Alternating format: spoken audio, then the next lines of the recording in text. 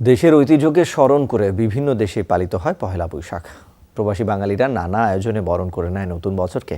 তবে দক্ষিণ আফ্রিকায় এবার নেই নববর্ষের উদ্দীপনা। সারা বছর অল্প পরিমাণে পাওয়া গেলেও পহেলা বৈশাখে দোকানে মিলছে না ইলিশ। তাই এবার নববর্ষে প্রবাসীরা খেতে পারছে না পান্তা ইলিশ। দক্ষিণ আফ্রিকা থেকে সহকর্মী নুরুল আলমের প্রতিবেদনে বিস্তারিত। প্রাণের উৎসব পহেলা বৈশাখ। প্রতিটি বাঙালির কাছে পান্তা ইলিশ মানেই বাড়তি আনন্দ। নববর্ষ উদযাপনে তাই এই খাবারটি পরিণত হয়েছে ঐতিহ্যে। তবে এবারের বৈশাখের মেনুতে দক্ষিণ আফ্রিকার প্রবাসীদের খাওয়া হচ্ছে না পান্তা ইলিশ। বাধ্য হয়ে অনেকে কিনছেন রুই কিংবা দেশীয় অন্যান্য মাছ। সাউথ আফ্রিকা ইলিশ মাছ একেবারেই নেই। এই জন্য আমরা প্রবাসী বাঙালিরা হয়তো অন্য কোনো মাছ দিয়ে হলেও অন্তত পয়লা বৈশাখটা উদযাপন করবো। ইলিশ মাছ কিনতে এসেছিলাম, কিন্তু জোহানেসবার্গে কোনো একটা দোকানে ইলিশ মাছ পেলাম না।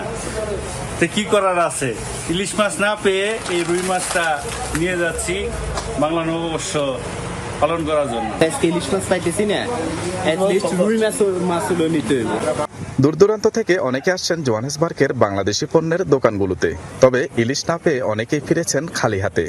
ইলিশ মাছ এবার নাই, স্টক পাইতেছি না। অনেকদিন থেকে মাছ আসতেছে না, তো অনেক কাস্টমার আসতেছে খোঁজ করতেছে, কিন্তু মাছের স্বল্পতার কারণে কাস্টমারকে দিতে পারতেছি না।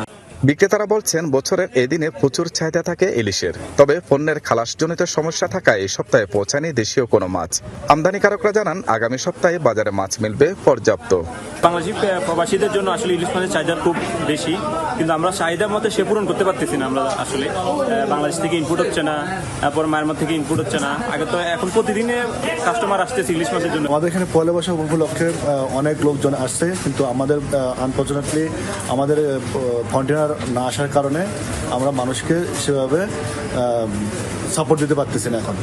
তো ইনশাল্লাহ 2-1 দিনের মধ্যে আমাদের কন্টেনার আসবে। পয়লা বৈশাখ নিয়ে দূর দেশে থাকা বাঙালিদেরও আবেগের শেষ নেই। তাই যে যেভাবে পেরেছেন উদযাপন করেছেন বাংলা বছরের প্রথম দিনটি।